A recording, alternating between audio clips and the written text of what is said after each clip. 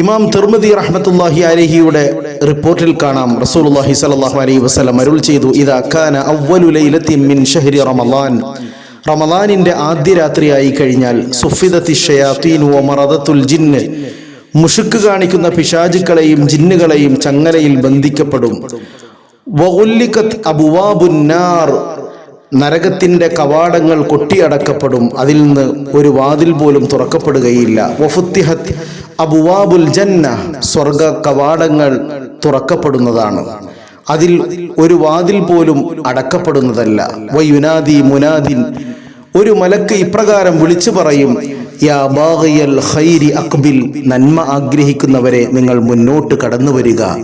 Via ബാഗിയ ശർരി അഖ്സിർ, തിന്മ അഭിലഷിക്കുന്നവരെ നിങ്ങൾ തിന്മയിൽ നിന്ന് പിന്മാറുക.